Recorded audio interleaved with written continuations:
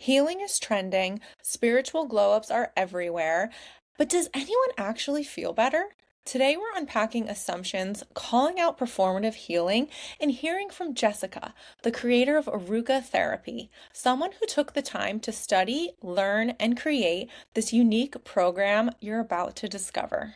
Just a friendly reminder, I'm not a therapist, psychologist, or expert in human behavior. This is a judgment-free assumption checking zone. Take what resonates and leave the rest. I am so excited to bring you this week's guest. First of all, I love chatting with fellow entrepreneurs, and what she has created is something that is so special, and I'm really excited for you guys to all learn about it. Today, I'm here with Jessica Ella of Aruka Therapy, and I am going to send it right over to her because I want her to let you know what makes her work different and get to know her a little bit before we dive into our chat.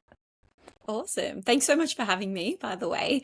I I guess what makes Aruka therapy different and what makes my work different is that I'm very, very passionate about therapists and people in the industry who are working with mental health, whether that be psychologists, psychiatrists, whether that be counselors, whether that be coaches, whether that be different healing modality practitioners. I'm very passionate about people having a really deep understanding of what trauma is and how to actually heal it. Because at the moment, the way that we are working with trauma is that we're managing it. We're not completing the process. We're not healing it. We're just managing it and we're finding ways to cope with it. And so for me, what makes Aruka therapy different is that I have studied trauma inside out, upside down, all the way.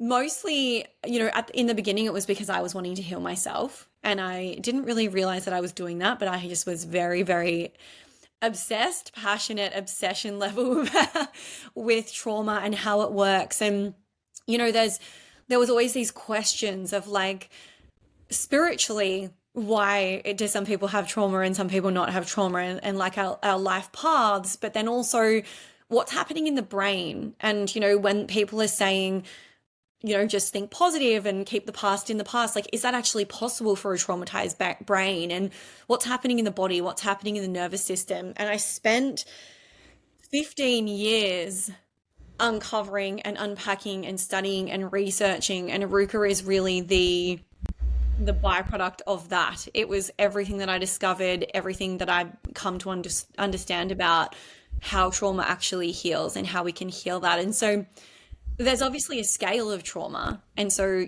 some people who study with me are working with, we'll call like some smaller T traumas or some, people that have had a couple of bad things happen, right up to people who have had like ongoing complex trauma in their childhood, raised in abusive homes with alcohol, drugs, abuse of all sorts.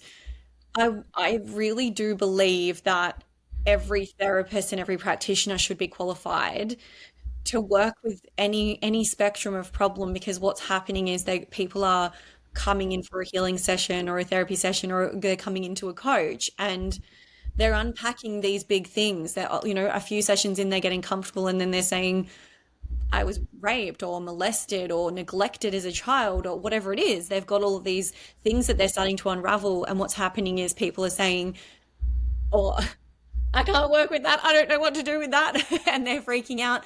And their response to that actually makes the person feel even worse, because they're like, oh, something's wrong with me.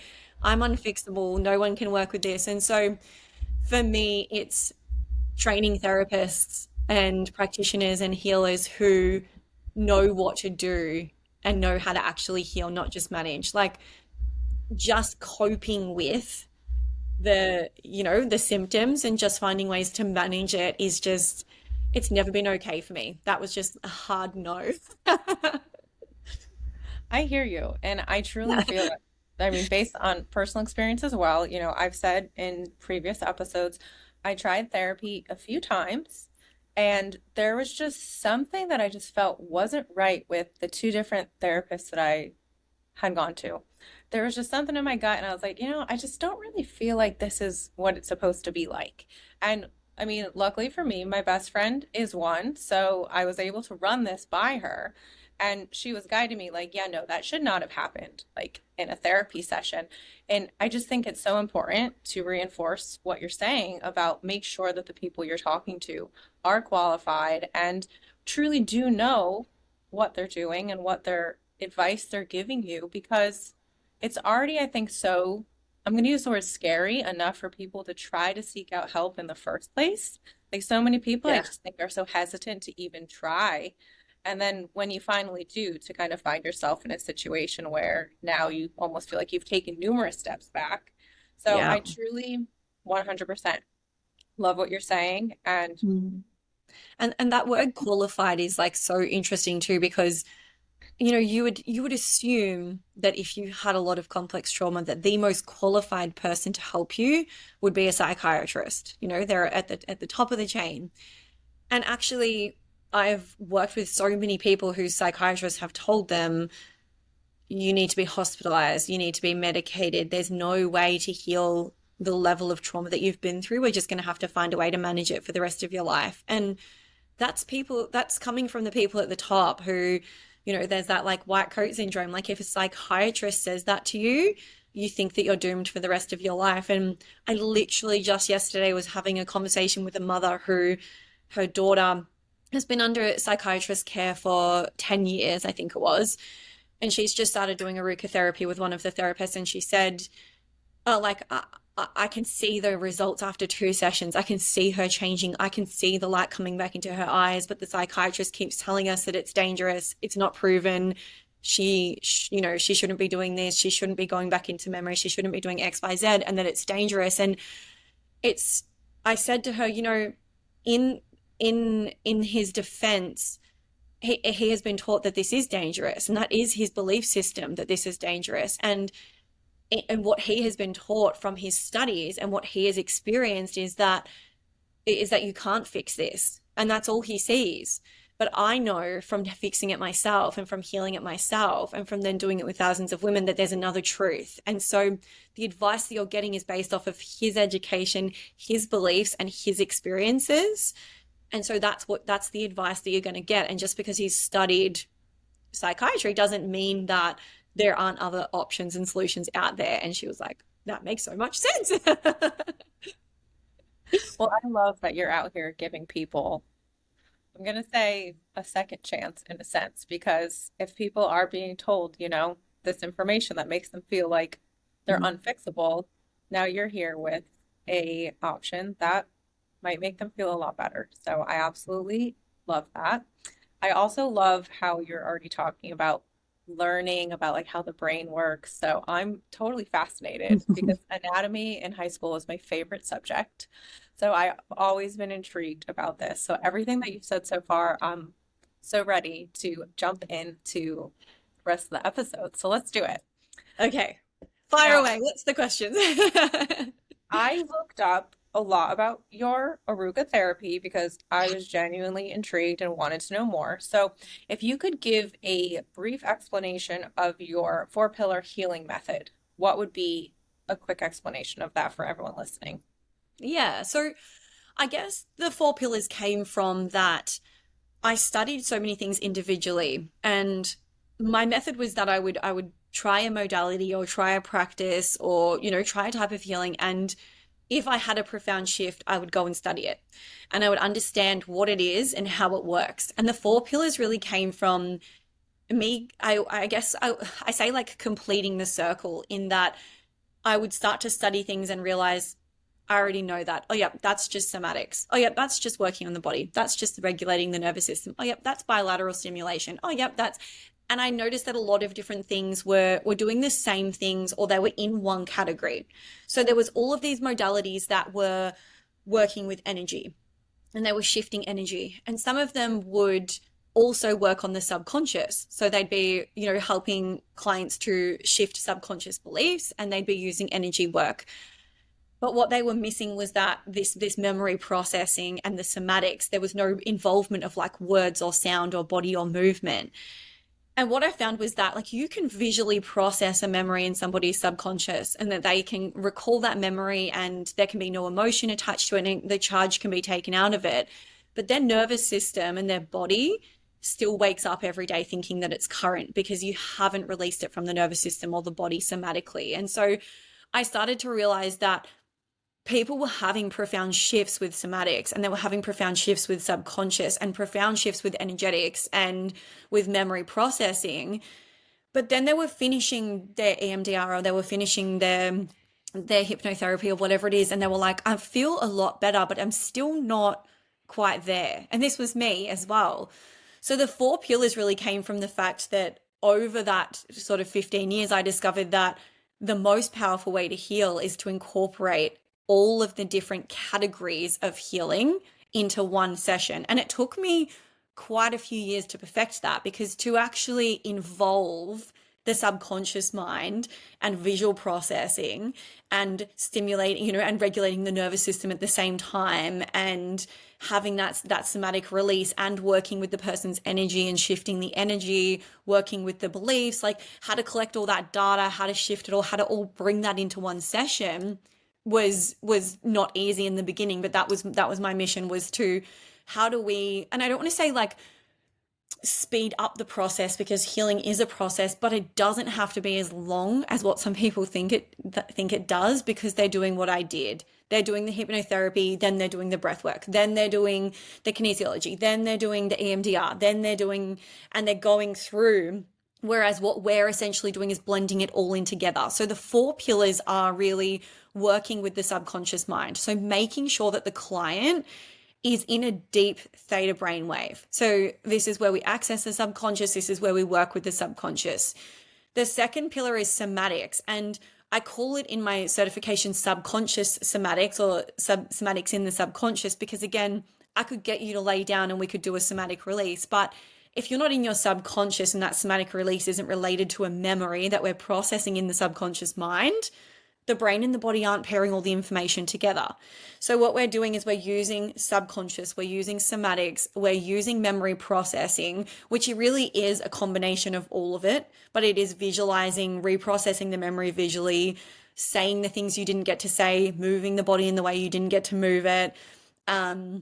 And creating, taking your child out of that memory, or your teenage self, whatever age you are, taking it out of that memory, taking you to a safe place, giving your inner child that love and that protection, those things that they didn't need, but not just in a visual way. A lot of modalities would focus on, you're imagining it, you're imagining that you're doing it. I'm getting my clients to say, she's here now, I've got her here, and they're talking to her out loud, and they're hugging her, and when they're hugging her, they're actually hugging themselves, and they're moving their body, and they're releasing the words from their body, from somatically, like they're letting it out. And so whilst all of this is happening, we're witnessing that as the practitioner, and all of that is energy. Beliefs are made up of energy, subconscious beliefs made up of energy. The visual elements of a memory are made up of energy. The emotions that come flooding back are energy in motion. And so all of that's energy. And so what we're doing as a practitioner is, while we're guiding them to have the conversations, to work with the inner child, to shift the subconscious beliefs, there's a process that I use for that that's really powerful. We're actually watching that and witnessing that as the practitioner. And that's where the quantum physics comes into it. We become the observer, and we watch the emotion move. We watch the energy move. We watch the words leave them, and we know that that's complete. And I've got some processes that, clients again will speak out loud, that process is complete, because the power of words ties back into the brain and the somatics of the power of actually saying something out loud. So it was really like taking all of these different understandings of things that were powerful, but blending them into a method that we were doing all of those things at once. We were shifting the energy, we were purging the emotions, we were in the body, we were moving, we're speaking out loud, we're visually processing, and at the same time, regulating the nervous system in between, using either bilateral stimulation or things like sighs of relief to signal to the body that memory is done now, it's in the past, it's finished. So really tying a lot of these different things in together for a process that to me is more complete than anything I've ever tried. This is all just so special, and I love this so much. My question next is, where did you find yourself like within your own healing process when kind of that idea came to you, or maybe it was kind of a few different moments over time that you knew that you needed to start your own Aruka therapy? I think the first year, actually. So I'd already studied a lot of different modalities, and healing was, as I said, just my passion and my obsession. I was actually a wedding planner. I had a wedding, yeah, I had a wedding and events company that I ran, and we used to do 100 weddings a season. They were just the most beautiful, glamorous, like outdoor weddings, but it was very, very tiring. And learning all of this was my passion. And so I sold the wedding and events company, and I decided I was going to take a year off. And whilst I was taking that year off, because I'm just somebody that just never stops, obviously I was at the time very traumatized, so slowing down was not an option. But I decided to just start charging $50, 50 Australian dollars for a session.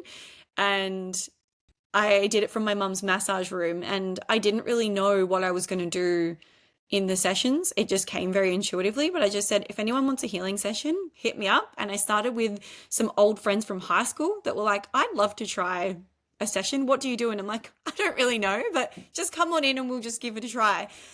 And when I started practicing, I started realizing that I was drawing from all different things, and not even necessarily modalities, but a podcast that I'd listened to about the power of words, or a documentary that I'd watched about, about emotions or about energy, or I was pulling together all of these different understandings. And I within these first sort of 5 sessions was like, oh, this is really powerful. People were coming back to me saying, what did you do? This is like this, it's like magic. And so in the first year that I was supposed to be taking off, I saw 400 people just by referral. This is before social media. So it literally just happened. It just happened. And I just found myself, as people would come to me with things that they're like, oh, I can't be hypnotized. I've tried hypnotherapy. I can't be hypnotized. You won't be able to put me under. And I was like, oh, okay. If that's their belief, we'll shift that first. But also, what can I do to make, like, what's the method that's foolproof, that no matter what they believe, we can still get them into that brainwave? And so I started, pairing like certain eye movements that help stimulate the brain to go into theta, as well as sound frequencies, as well as different stepped processes. And I took things again that I'd learned from so many different places and found this method that every single person went in deeply every single time. And it was just this process of like, as there was obstacles, it would be, how do we overcome that? How do we work with that? Oh, that trauma's new. Oh, that person's really protective. They say they want to heal, but every time I ask them a question, they say, I don't know. How do I work with that? And so I started to develop more techniques and more ways of working with people, until after that first year, I'd started Instagram. This is 2019. So Instagram was like very new, but I'd started the Instagram and people had started messaging and there had been referrals. And I ended up honestly in a situation where I had so many people messaging me saying, I'm suicidal. I've been recommended. I think you're the only person that can help me. When can you see me? Can I see you tomorrow? And being the people pleaser that I was at that time, I just was seeing so many clients per week, on weekends, on nights. I was burnt out, but I was getting so much information, and I'm such a logical person that I was writing down with my clients' permission, like they came to me with anxiety and they had these beliefs and we did this process, and I documented it all. And then I started to find patterns, and I started to think, oh, every single person with anxiety has the belief that they're not safe. So it's coming from this core belief of I'm not safe, and it's showing up in all these different ways. And every single person with depression has the belief of I'm alone. And so I started to find patterns. And at the end of that year, when I just couldn't see the scale of people that were contacting me and I was just getting burnt out, a friend who'd just finished a life coaching certification said to me, just teach me what you're doing, teach me all your techniques, and then you can start referring people to me. And I wrote it all out. And she said, Jess, this is a course. Like, this is so detailed. This is so incredible. This is a course. You need to make it into a course, and I'll be the first person to buy it. Bless her. And I did. I spent like a year putting it into a certification, and it's since then been updated and upgraded. But that was really how it sort of progressed and came about, and how I ended up with so many of the techniques and tools just through sheer determination of like, I'm not allowing anybody to leave without something being fixed. And I'm going to find the tool and the technique and the way to fix it and the way to actually process it. And yeah, I love that. And it really truly sounds like a it was meant to be kind of moment. The fact that it yeah, all just happened. And I'm a big believer in moments that are just like totally meant to be. And that's what this sounds like to me. And your perseverance, like to make it happen. I love that. thank you. Very, very Yes. cool. So today we're going to start to dive into what real healing actually looks like compared to what we see on social media. So, as we know on social media, trends always kind of start out of thin air, and then depending on the trend, they last for various lengths of time. Healing is something that seems to be trending, Mm. as well as therapy language. People are saying like spiritual glow ups. People are claiming that they're doing the work.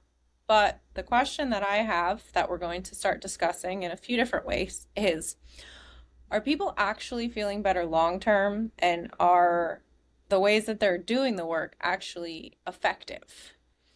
So Yeah. when it comes to social media, obviously there's so much out there. Again, we don't necessarily know right off the bat who's qualified when, you're kind of doom scrolling and you stop. Like, do you know that this person's qualified right off the bat? Do you not know? Mm. So, what are your thoughts on healing culture? Why maybe it's exploded recently on social media? I think, yeah, I mean, I often say like when I started healing, it was witchy ladies doing it from their couches filled with crystals. Like it was very much not a glamorous industry, and it wasn't, yeah, it was nothing like what it is now. It's one of honestly my biggest struggles, if I'm being completely honest. At least once a month I will have a breakdown about the fact that there is so many people capitalizing on the wave, and also on providing information that is not relevant to everybody, which I know is really difficult to do. But what I'm often saying to people is the tools that somebody is posting about that worked for them and their program might be very, very powerful, but they're not for where you're at the moment. So what I'm really passionate about people understanding is that nervous system regulation, amazing. But if you regulate your nervous system constantly, but you don't deal with any of the reasons why your nervous system was dysregulated in the first place, as soon as you stop your practices, you'll just go back to feeling the exact same way that you felt before. So it needs to be included with deeper work. And then there's people that are saying like do the deeper work, and they're opening up trauma for people, and they're like crying and screaming, and they're not visually processing anything, or they're actually leaving them worse than when they found them. And so there's this kind of like it's so difficult, because as somebody who's spent 15 years doing it and really learning the ins and outs, I'm now lumped in with everybody else. And I have so many people that say to me, "Oh, you're just another woman selling snake oil," and another therapist who's unqualified. And it's a really tough time in the industry. But a lot of things, all of the tools are useful, but you need the right tool at the right time for the stage that you're at. And so, one thing that I often talk about is shadow work is really common online, and people talking about shadow work, journal prompts, and meeting your shadow. And for somebody who's had a lot of trauma, shadow work is terrible. Like, you need to have a certain level of self-worth, and having worked on a number of your triggers before you have the capacity to dive into something like shadow work without spiraling into shame and beating yourself up and becoming afraid of yourself. And so everything has its place, but you need to know when to do the tool, at which time, and knowing, I think for me, like knowing what something's doing and the purpose of it. Because someone can say to you, this heals all your trauma, and it's just fucking breath work. But it's like, we actually need to be understanding to how to look past that messaging and go, this is going to allow me to feel my emotions. Like, it just sounds like I hate breath work, but I love breath work because breath work allowed me to come back into my body, somewhere I'd never been. I'd been dissociated my whole life, and I felt emotions. Like, I actually was somebody who, hand on heart, I didn't cry for 10 years, not once, didn't cry because I was so shut off from my emotions. So breath work brought me back into my body when nothing else could, and it allowed me to feel those emotions, but it wasn't the whole solution. I still had to process the memories that came up. I still had to visually process them. I still had to regulate my nervous system. I still had to uncover the subconscious beliefs that were in those memories that were wrapped up in my identity, because your identity doesn't change from breath work. You don't feel your emotions and have an identity shift. Like, that's your brain, that's your subconscious. So I'm so passionate about trying to educate people around, all the tools are great, but know what they're good for. And don't think that they're the solution to everything, because people just get stuck on one thing. And this is where, everyone's selling something. And so I'm guilty of this too. Like, I've literally, because I'm such a, like, you've got to go deep. You've got to do the 4 pillars. People don't like that. People hate that. They're like, I'll just do the 2-minute nervous system tool. And like, they don't want to do the deeper work. They don't want to do the hard stuff. Like, we are quick fix, magic solution, 5-step process. And I've literally had to, like, I'm bringing my business back to that stage, because I've been here for however many years saying, you need to do the deeper work, you need to do the deeper work. And it's scaring people off because there are these other entry level things. But the reality is, anyone who steps into that world eventually realizes you do have to do the deeper work. But yeah, my opinion on social media is that it's great because everyone's finding new tools, but also, how many tools are we using? Or are we just putting them in that little fucking saved folder, which I've got like 10,000 things saved that I will never look at again as we're saving them for later? How many of us are actually deep diving in, and social media is potentially just making that problem worse because we have the awareness, but are we actually doing the thing? I 100% get that. I think, and again, completely different topic, but ballroom dancing, I'm a professional ballroom dancer. I've taught for over 11 years, and something that always happens is people don't want to come in and learn the basic elements. They want to come in and they want to do all the things that look really cool. And I'm like, but those things really aren't going to function well if you don't know how to do the basic elements first. And Oh, I can totally relate to you like feeling like, the deeper work. And in this case, I guess the deeper work is actually doing basic elements and learning, the correct order of operations of how you should actually move to get your hips going. Because people just want to like throw their hips right away and then they wonder why it looks so strange. I think it's sometimes I think people just, again, want a quick fix. And there are mm, certain things that especially when you're talking about your brain and healing and trauma, like I would not want to think that those are quick fixes, because what are you going to do if you try quick fixes on your brain, but then you don't actually fix anything? So I'm mm, totally here with you and totally yeah. backing you up with this because So, your brain is clearly very important. So I would think that you would want to make sure that you're, healing it and taking care of it in the proper method.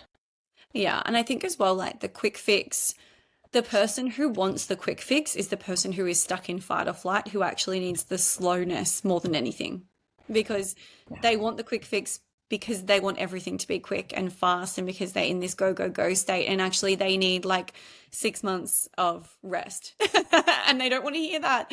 And I think this is where I'm very dedicated to the truth, and I find it so hard because I tell people the honest truth and they just like Yeah, that's a bit too hard. I'm just gonna take the meds or have a wine to wind down at night or whatever it is. Like, I think, and when I think about like the energetics of it, and I think about like literally like frequency. So Dr. David Hawkins, who was a psychiatrist turned more energetics and neuroscience, he created what's called the levels of consciousness, and he documented that there are these levels of consciousness and their energetic frequencies.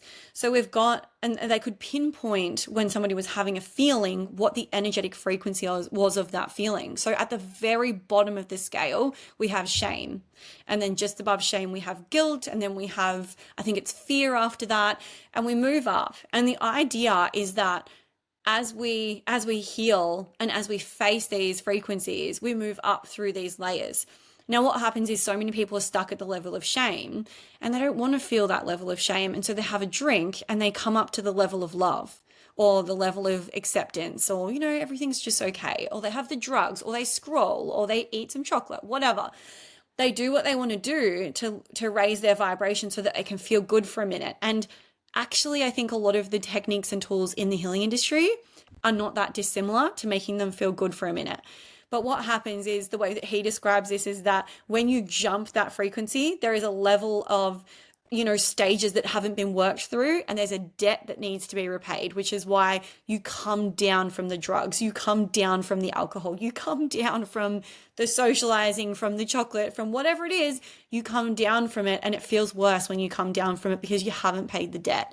There's this. So we want to be working up through those levels, and again, nobody wants to do that because that's a long game. But it's the same as, like you said, with ballroom dancing, with exercise. Like, you don't go into the gym and expect to have a six pack. Like, that you have to be consistent and that there is going to be a level of pain. Like, your abs are going to hurt for a few weeks every time you go harder and you train to a failure or whatever it is. You're gonna have you're gonna be sore, and it's kind of the same with healing. But when it comes to emotions, that's where it gets tricky, because if it's your body, you're like, oh, I can be a bit sore, but I can still get on with my day. But there's this feeling of like, if I do that with my mind and I do a really deep healing session and I bring up all these feelings, what if I get stuck feeling depressed forever? What if I get into a spiral of sadness? What if I go into a dark hole? What if I just bring up all this rage and I'm just raging and no one wants to be around me? And when it comes to emotions, it's just like this really sticky point, because people are like, oh, I don't want to feel, I'm afraid of getting stuck there. I'm afraid of the pain, that pain. We can do the physical pain, but the emotional pain, everyone's like, oh, no, thank you. And I think that's because we haven't been taught what emotional pain is and what emotions are, and actually how they can't actually really hurt us if we know how to work with them. It's true. And I think, I mean, yeah, like educating people on this is very important. And I think to a certain extent, maybe ego kind of gets in the way sometimes too when it comes to emotions and feeling like it's okay to cry, like it's Oh, yeah. okay to let it out, you know? But to each their own. And I think that this is a very important episode for people to, even maybe if they're feeling like resistant about it, maybe this is a conversation that could help to take down some of the resistance. Maybe not completely, but a little bit. Yeah, I think as well, like, people are starting to realize that the emotions that you don't feel and that you numb, and each time you skip those levels of consciousness, there is that debt to be repaid, which also means that the shame didn't go away, it stayed there.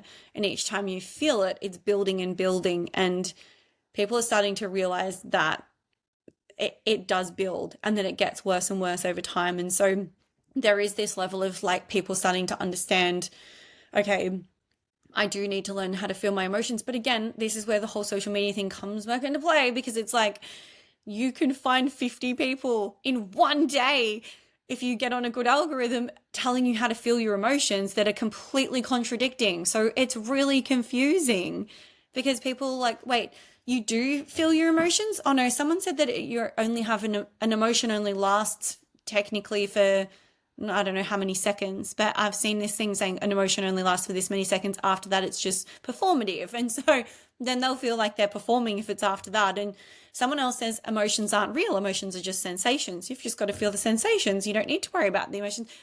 So many informations. And it's just, of course, people are so confused. There's just this influx of information, and a lot of it is true, but is it relevant to them at that time? Because for someone who's never felt their emotions, being dramatic and like really feeling the emotions for a long period of time is actually so healing. And that's where I talk about leaning into the opposite.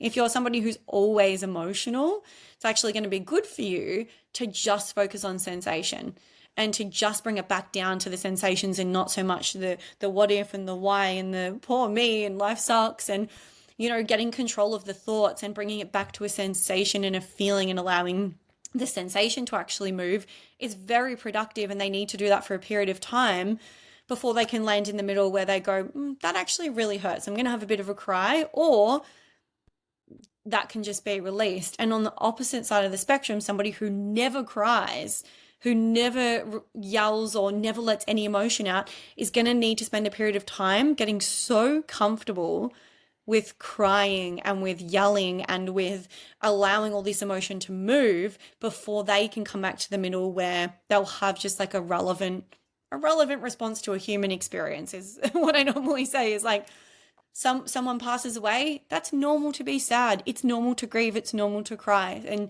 we have appropriate responses to different life situations, whereas these people on this hand have hysterical responses and these people have a completely dissociated response. So we got to lean really far the opposite direction until we can find that balance. And so people's just giving you generic advice on the internet is not relevant to where you're at. Because if I was somebody who had never felt my emotions before and someone's like, oh, you don't need to, that's indulgent, that's this, that's that, I'd be like, yes, great, I don't have to do that. And I'd never actually heal, because that advice is for these people over here who are too maybe emotional. It's not for the people who are dissociated. So I say it all the time on my stories. I feel like people get sick of it, but I'm always like, think about where you're at and which part of you is being validated by that information, and whether it's actually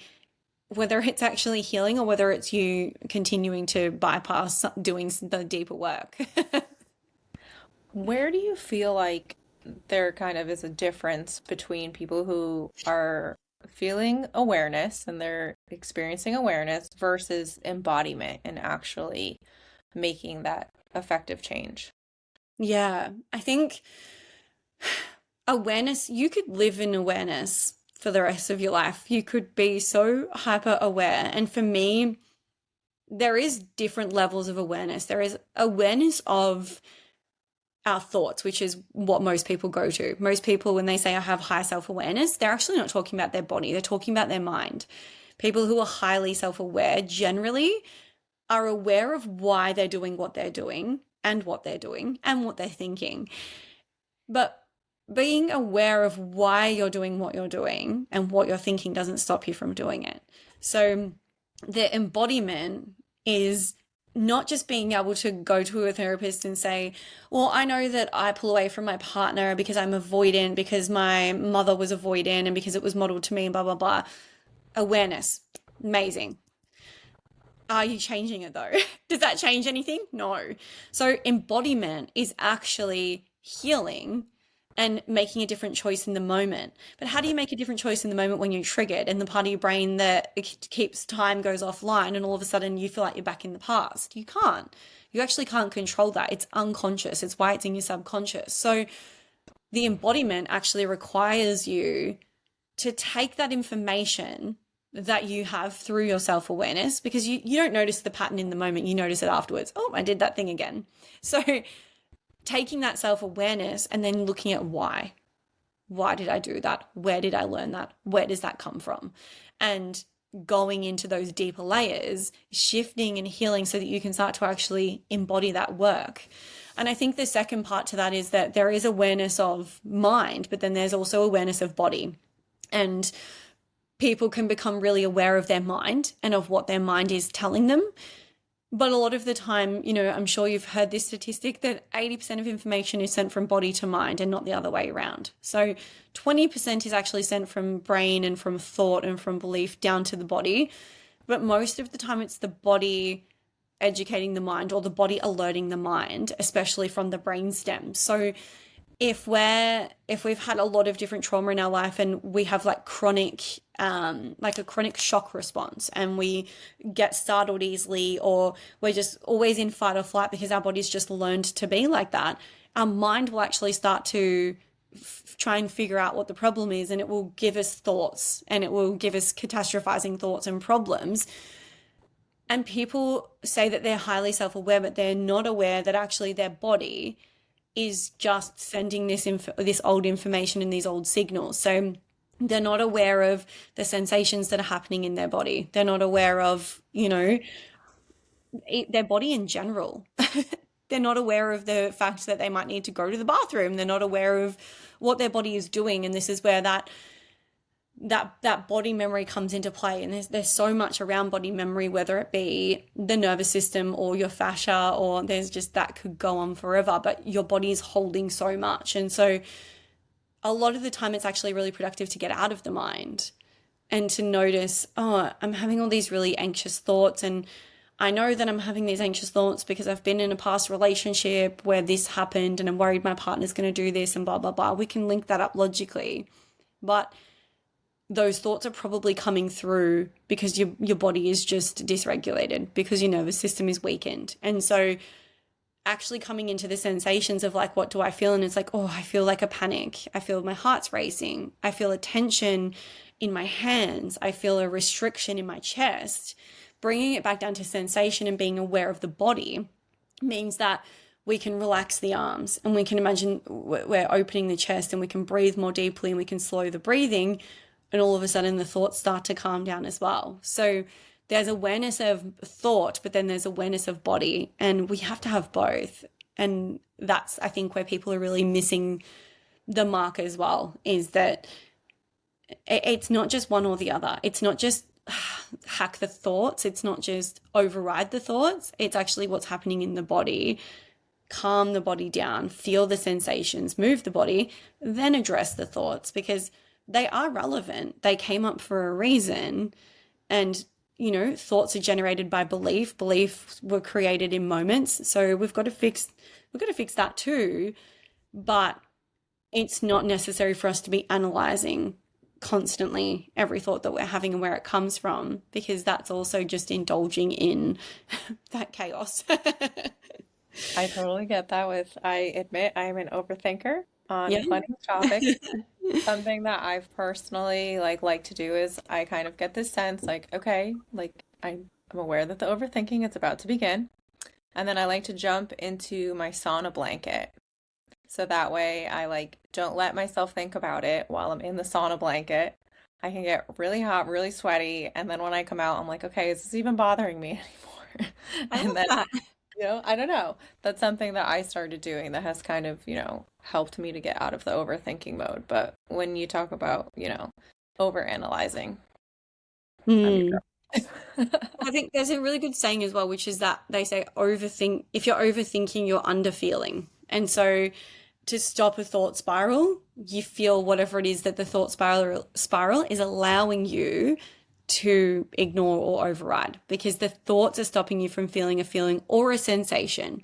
Sometimes it's a literal emotion, and sometimes it's actually a sensation. And something that I learned recently, which is really cool, is that shock and horror. So any moments where we like we have like a shock, or we go into shock, or we have this like horrified feeling, that gets stored in our brainstem, and it's always trying to release itself. And what happens is the more moments of shock we've had, the more frequently our brainstem is trying to release that shock. And what that feels like is a feeling of intense anxiety. And what happens is people feel that shock feeling go through their body, and then their brain starts to catastrophize with this overthinking. But actually, what I've found really productive is laying down and focusing in on the feeling of shock, the sensations like, whoa, my hands are like really tingling right now. My arms feel so heavy, and no emotion in it, just the sensations. My chest feels tight. Okay, and when I my chest feels tight, I feel like I want to move like this. And when my arms feel heavy, I feel like I want to like drop them like this. And it might look strange, but the way that your body wants to move when you really focus in on the intensity of that shock, you start to move and you start to move, and then all of a sudden you feel it dissipating and the thoughts are gone, because the shock is what's coming up. The shock is what's stored in the brainstem. The brainstem, comes through the nervous system and hits your whole body. So actually our body is always trying to heal, as we know and we've heard. Sometimes it feels like it's against us, but it's actually trying to heal that shock by bringing it up. But if we don't take the time to lay down and allow those sensations to intensify but also move through us, we just spiral into thought and try and fix it with our mind. And the brain's really good at hijacking that process, and it just keeps us in the shock. Definitely something that a quick fix will not be the solution for.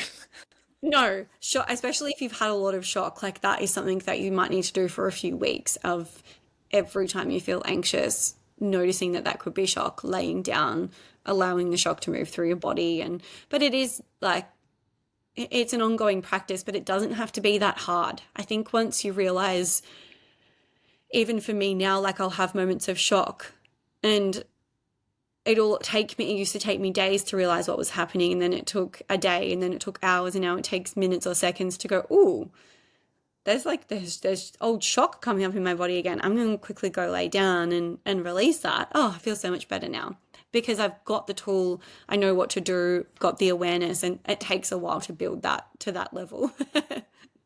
Consistency is key, though. So I think that that's also important. And also for people to hear that, you yourself still have these moments because you're human. 100%. And I think old shock, like I've had thousands of moments of shock. And so I think, of course, there's going to be it. And, our body remembers dates. We have body memories. We have like traumatic memories stored in our body. So sometimes I'll have shock, and then I'll be like, oh, this is exactly 6 years ago, the day that I cut my father out of my life and had a panic attack. And like the shock comes up on the exact day, and I don't even notice until something just, coincidentally reminds me that it's the exact day of the year. And so our bodies do have this memory, and shock can come up on 1 year and you release it and then that's gone. But, when you've got hundreds of traumatic memories, I think it's going to take a little minute. Yeah. So she's probably talking to other guys is all about assumptions that people make. So I'm going to go through a few assumptions with you. These are from random places on the internet, which we all know the internet is not always the nicest place. Mm. I would like you to just give your honest initial thoughts, opinions on these assumptions that people make in relation to healing, thoughts, all around that realm. All right. Right. So number one is if you created a healing method, you must be fully healed. Yeah. Well, that's a tough one, because my perception of fully healed is that I have all of the tools to manage anything that comes my way, because I am human. We're all human. And I think part of being a human is the good and the bad. So there's going to be some suffering that comes up at some point. And it's knowing that no matter what happens, I have the tools to be able to guide myself through that suffering, and that I'm not afraid at all of going back into this dark hole. And so I think that nobody is fully healed, but we do have to look at, have they done what I want to do? Have they actually done what I want to do? Have they gone through the layers that I want to go through? Some people have, some people haven't. And so I do feel like I say that I'm healed, and I do feel like I'm healed from my past. I don't think that I don't even feel like I'm the same person. I don't feel like I'm the person that all those awful things happened to. And that's the biggest shift. But it is such a misconception that that nobody, like, you look at anybody, like, in history, some of the most, powerful influences, like Carl, is it Carl Jung? I can't even remember. Carl Jung. There's like so many famous psychologists that everybody quotes. And if you look into their history, they were alcoholics, they were addicts at the time, they were, some of them, doing some really dodgy, dark things. Like, I think they had some amazing, I'm not saying that that's me, but they had some amazing philosophies that they taught, but they definitely weren't the model human, and I don't really know anybody who is. That is a very solid answer, and I totally get that. I like that. So Yeah. next up, and I feel like you touched on this a little bit earlier, but alternative therapy isn't scientific.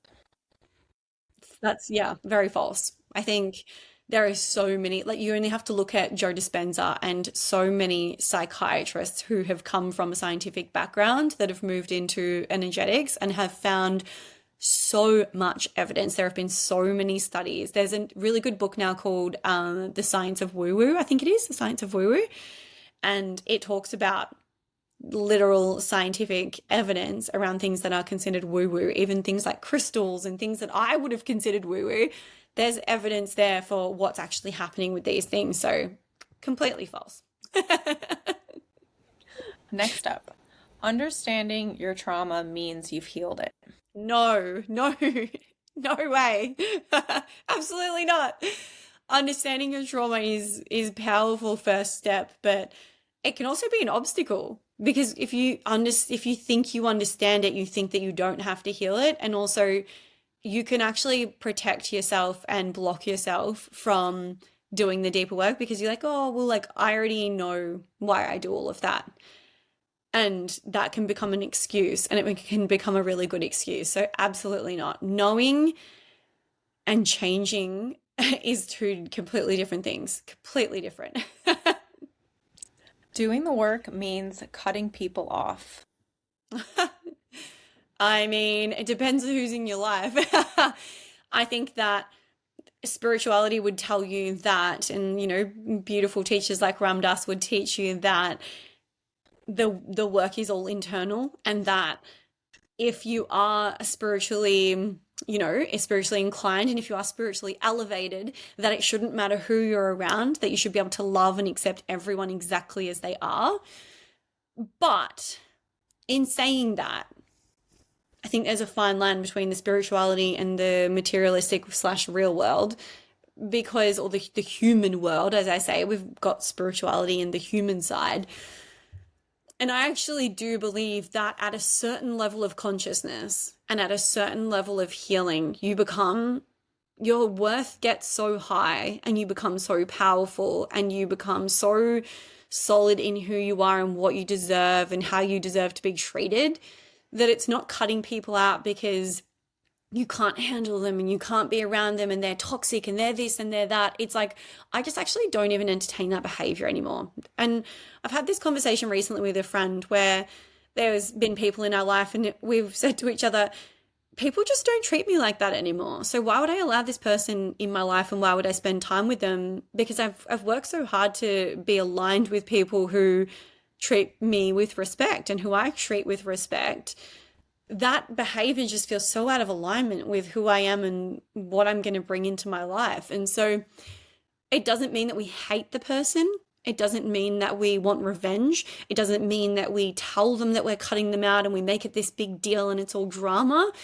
It just means that we say something as simple as, don't speak to me like that. I actually am not going to be spending any time with you in the future, because I don't feel good when I'm around you. I don't like the way that you treat me. And it's a decision how the way that you deserve to be treated.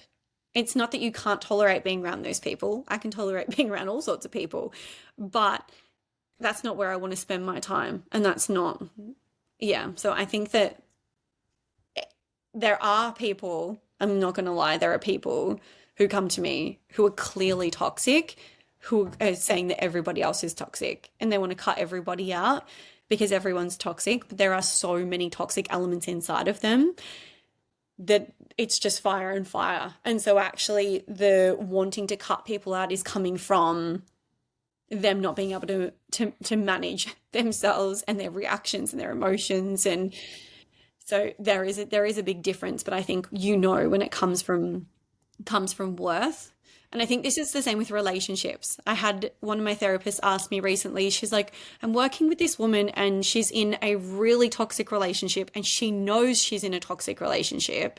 She tells me all the things that he does and she knows that it's wrong, but she won't leave. Like, how do I get her to leave? And I said, you don't. You work with all of the reasons why she stays, why she believes that she deserves to be treated this way, what she thinks is going to happen if she leaves, if she does she think she's going to end up alone, why is her worth so low that that's the bar of what she accepts. And so we work through that and we build up her strength and her power and her worth and her self-love and her confidence until one day she goes, what the fuck am I doing here? And she leaves on her own and she's like, ah, yeah, okay. That's the same thing that happens with family members, with relationships, with friendships. You do the work and you outgrow, and then it's a natural progression.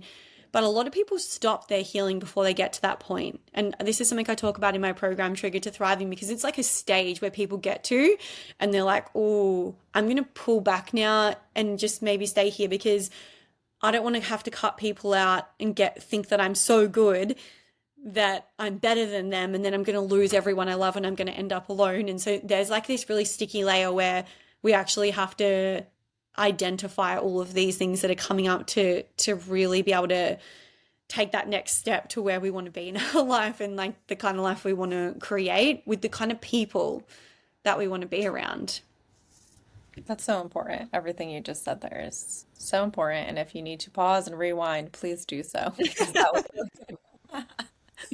the last assumption for this portion. If someone hurt you, healing means forgiving them.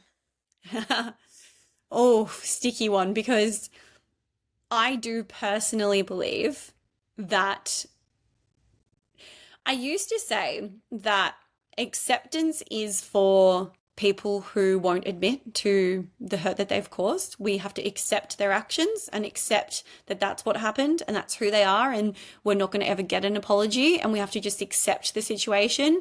And forgiveness is for the people who have made a change, who have said, I'm sorry, I shouldn't have done that, etc., etc.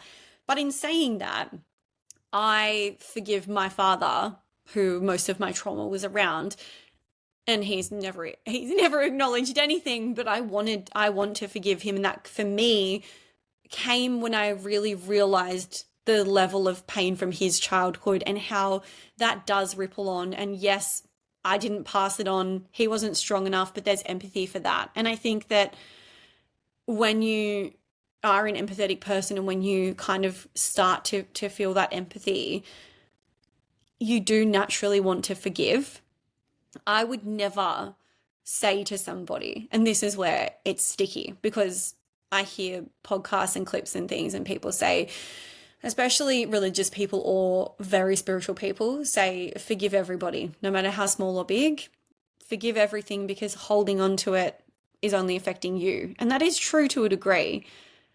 But I think acceptance is good enough for some of those people. If somebody came to me and said, I was raped by this person and beaten, I wouldn't be like, you need to forgive. Like that's just stupid advice for that where that person's at. But if I helped that person to process that experience and they went on to understand how it changed the trajectory of their life, and they could understand that where they are right now and if they loved where they were right now in life, they might then be able to go, you know what, I actually understand that was meant to happen to get me to where I am right now. You don't feel that way when you're hating life right now, which is why you can't accept or forgive.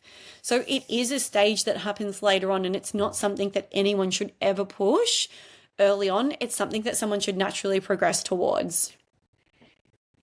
Totally, totally makes sense. And I get where you're coming from. Yeah. So those are assumptions that we have right there. I want you to clear up maybe, are there any really big misunderstandings people have about healing work? Not necessarily, it could be about Aruka therapy, or it could just be in general. Are there any misunderstandings that you feel like need to be cleared up?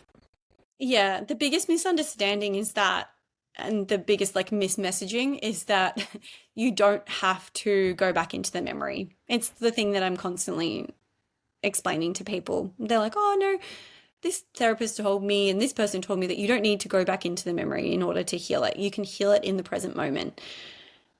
And I am just yet to find anybody who's fully healed from not going back into the memory. And I believe that that comes from a lack of understanding around, one, how traumatic memory works, but also a lack of tools. There's not enough people in the industry who've got tools that are effective enough. And so the messaging just becomes, oh no, you don't need to do that. And that comes from, you don't need to do that because I don't know how to do that.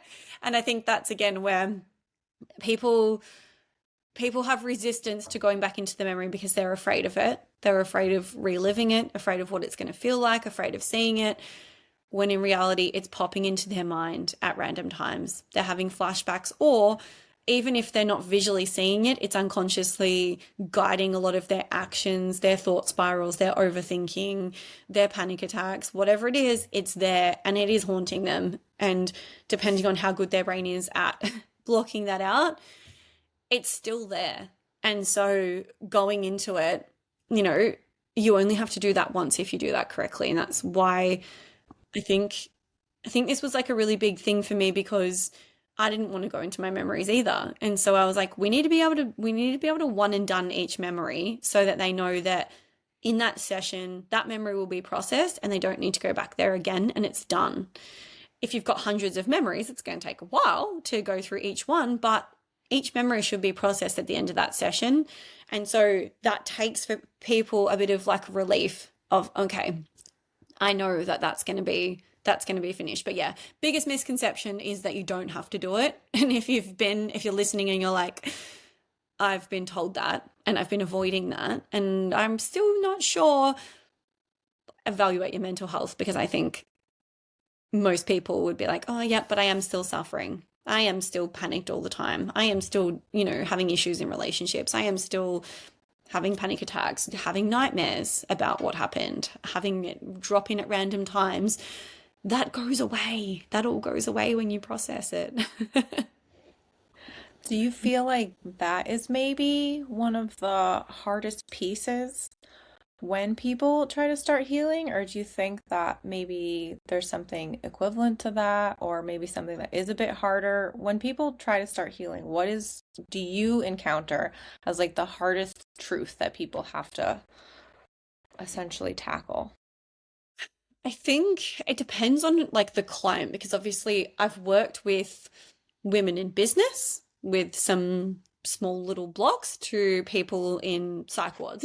So there's a huge scale of what the blocks are, and it really depends on, I actually think that the biggest block is how protective our brain is. How protective, not our brain, but our mind.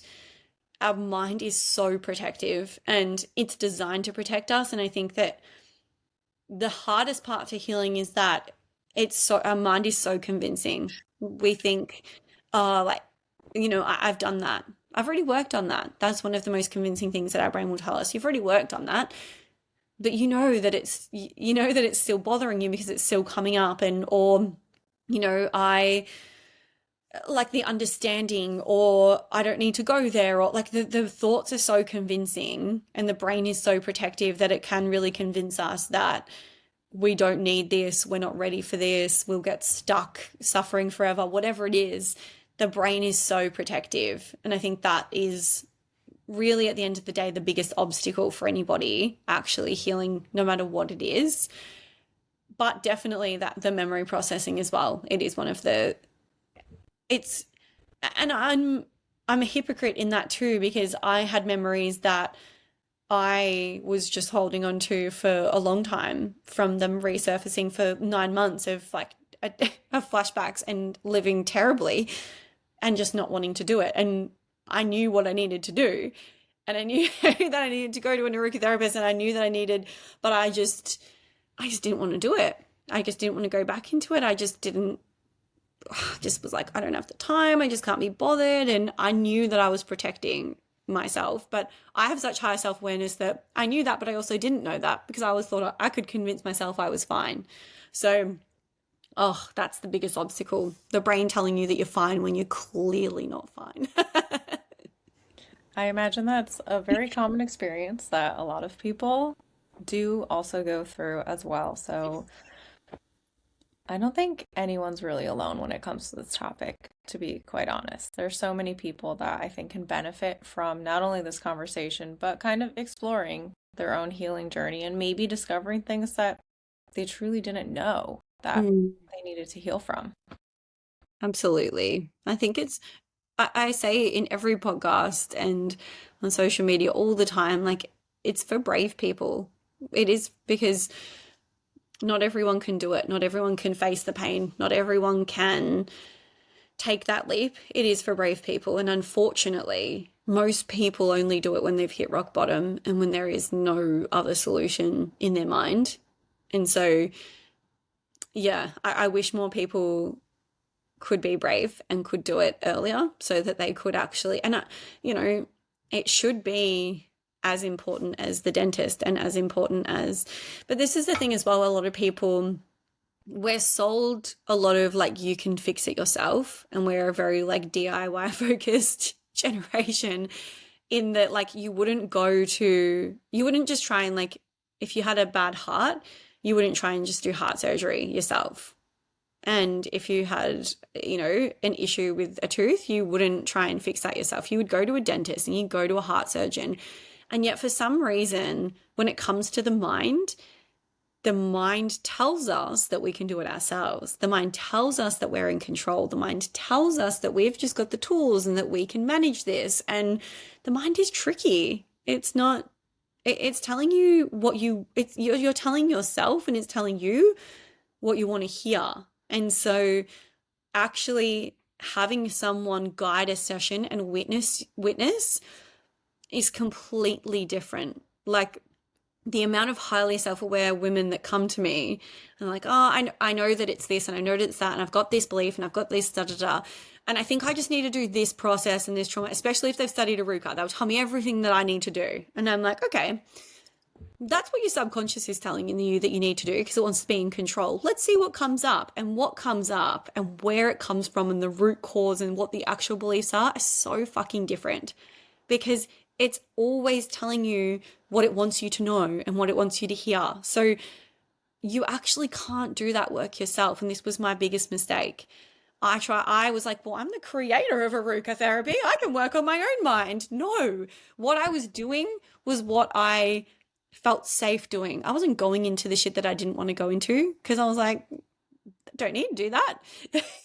So we actually need someone, in the same way that we need someone to operate. We need someone to be on the outside to go, actually, that sounded like a really protective thought process. Actually, is that really true? Actually, where does this come from? And when you're in a theta brainwave and you're in deep, subconscious, you're behind the programs. You're not operating from them, you're behind them. You're like in the operating system, and all of a sudden you're like, oh, actually, I feel like this, and actually it's this, and actually it's that.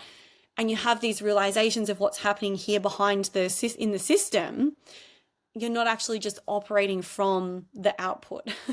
I'm gonna take it back for a second to where you made a comment about rock bottom Yeah. because, and I think that I'm gonna share something for a second because if it helped me and it's something that I realize now, maybe it can help other people to try to start your healing journey before rock bottom. Because for me, like, I was someone where I was like, okay, I've been trying, I've been putting in the work, I've been feeling really good. And I don't know, this was like a few years after I had begun like trying to heal from what had happened.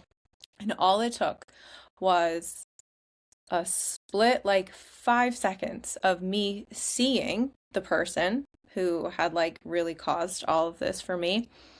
I saw them like in person from a distance. I wasn't even close, but it was so unexpected.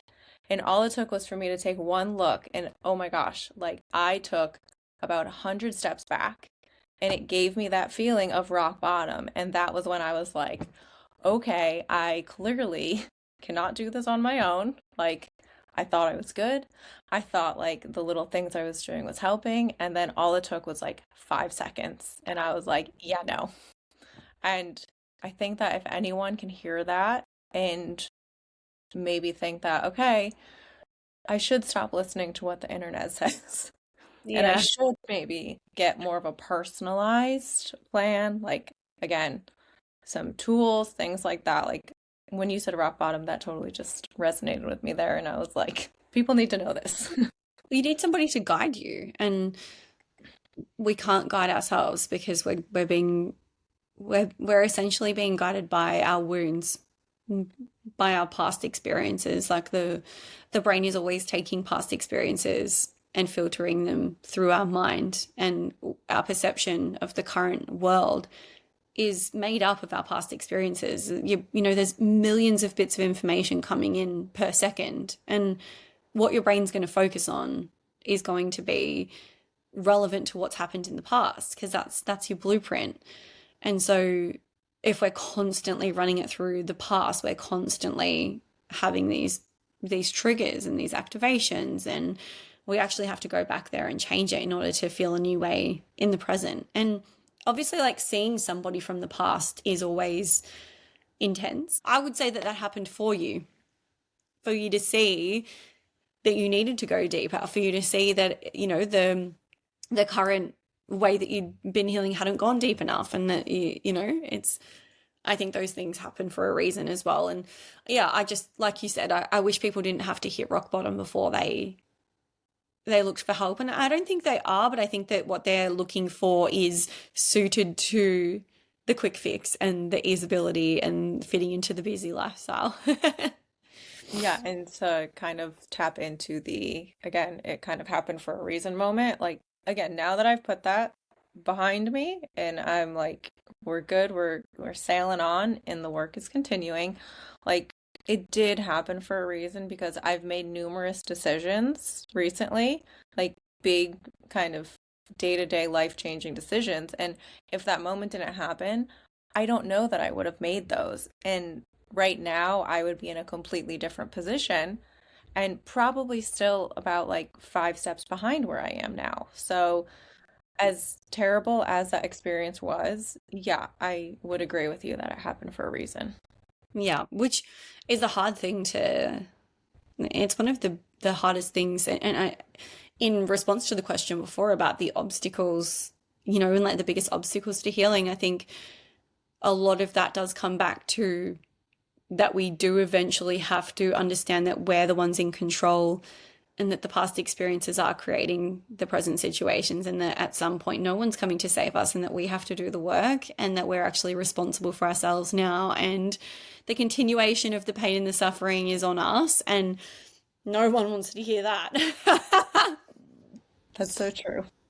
Yeah. This has been such an important conversation. I'm really excited for everyone to tune in. But before we say goodbye, I want to do just a few little rapid fire questions. These are light and easy just for listeners to get to know you and feel that you really are a real human.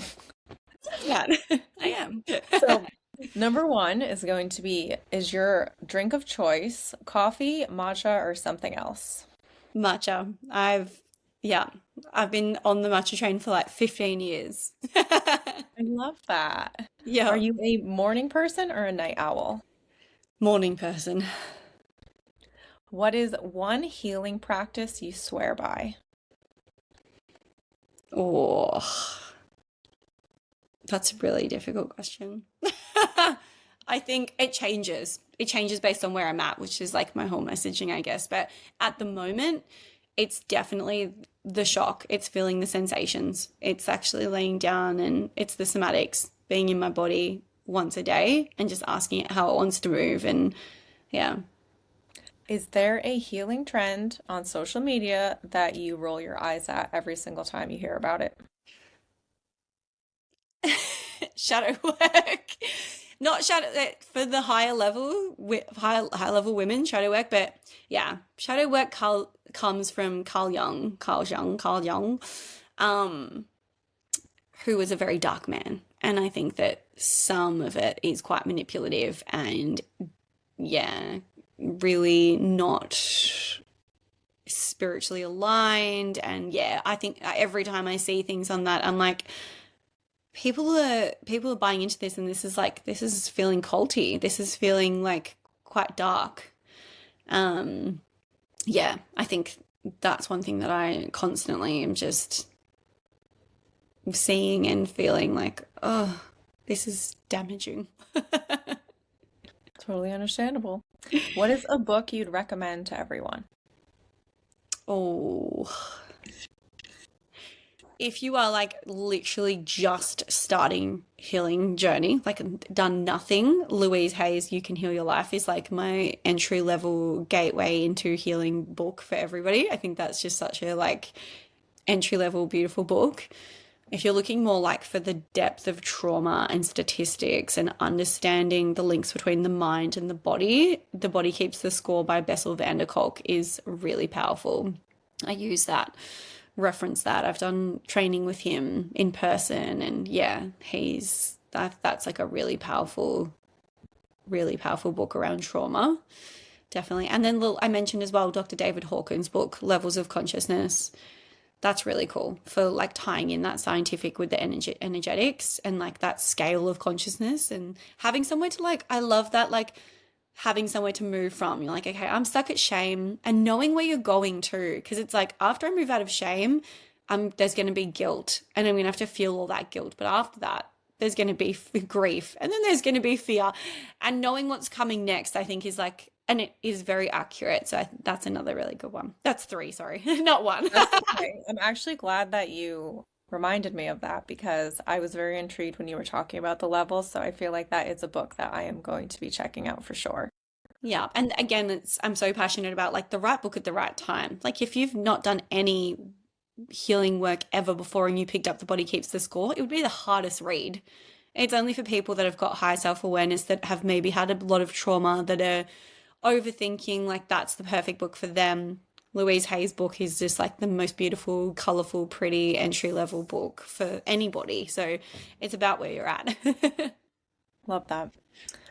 I mean, I hope you take days off now. We talked about how you were a real go-getter before. When you take a day off or take some time to yourself, what's an activity that you always love? Pilates. I love reformer Pilates. So, and walking outside. I live on the Mornington Peninsula in Victoria in Australia, and it's just stunning. We've got wine regions, we've got beautiful beaches, we've got bushland. So, like, yeah, getting outside, walking, reformer Pilates, and reading. I'm obsessed with reading, and I'm always reading a new book. I'm trying to read one book a month each year. So, Very cool.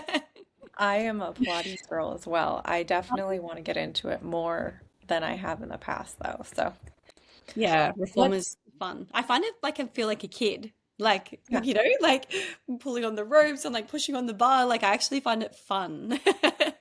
I'm one where, like, when I like to work out, I like for it to be incredibly engaging and I want it to make me think. So, Yeah. Pilates is for me. I'm like, okay, am I holding my core? Am I doing this? Am I doing that? So, Yes. Yeah. I've 100%. always loved that. What's one thing people might be surprised to learn about you? I mean, the version of me that I am today is actually quite funny. Like, a lot of people don't know what my history is, and people will meet me and then like somewhere along the grapevine they'll find out about my life, my history, or they'll see something on social media from like old posts and be like, what, that's your life? Like, what, wait, what, I didn't know any of that. How were you? And yeah, I think there's a lot of people, I get a lot of people on social media as well when I talk about trauma being like, oh, what would you know about trauma? You're born into a good family and blah blah blah, and when you look healthy and happy and well, people assume that you've always been that way. So people are always so shocked to find out about my life history. And that I'm a mum. I don't really post my kids very much. And so people are often shocked that I'm a mum, and that I'm a mum to a 10-year-old and an 8-year-old, because I had them young. So, well, not super young, but 25. So people are always like, what, you're a mum? I love that. See, I learned that about you too now. Yep. What is one word you want people to associate with your work of Aruka therapy? Oh, depth. Yeah, which is like to my detriment, but also depth is just, if it's deeper than anything else I know. And if we're not going deep, we're not going at all. Like I literally have said to clients before, they're like, oh, I've got flashbacks, this, that, blah, blah, blah. And I'm like, okay, well, this is what we're going to do today. And they're like, oh, I don't really want to do that. I don't want to go back. And I'm like, that's so fine. Your problems are not going to get fixed because obviously you've tried everything else. And so this is what we have to do. But you can go if you want. We don't have to do the session today. I'm fully, but I said I can shift some beliefs. And you can feel good for a couple of weeks, but the problem will keep coming back. And most of the time they're like, fuck it, all right, I'll just give it a try because I just can't do surface level. I just can't do it. Can't do it. Depth every time. Love that. The last question. So, on she's probably talking to other guys. We already talked about assumptions. So, if you had to fill in the blank of an assumption that people tend to make about you, it would be she's probably blank. Oh, I already know because it gets thrown at me all the time. Not qualified. Not qualified. She's probably not qualified. Yeah, Okay. not qualified, or she's probably not. She's probably not been through anything. People send me messages and, oh, I've been through this and this and this and this and this. And I'm like, yep, me too. Oh, okay. Oh, I didn't realize. Well, I would say that today's episode definitely debunked both of those assumptions about you. So, I love that. It was so, so nice to be able to meet you and chat with you, and I'm really excited for everyone to tune in to this episode. Thank you. And thanks for having me. It was a really good chat. I liked it. Of course, yeah, I love that. Awareness alone is not the same as growth, and just talking about healing doesn't mean the work is anywhere close to being done. Thank you to Jessica for sharing her perspective and teaching us about Aruka therapy. If this episode resonated with you, make sure to share it with someone. I know I will be sharing it with my best friend. Until next time, stay curious, question assumptions, and remember the real work isn't always pretty or aesthetic. Follow along on social media at SPTTOG Podcast. If you'd like to learn more about Jessica and the work she is doing, her handles for social media will be in the video description.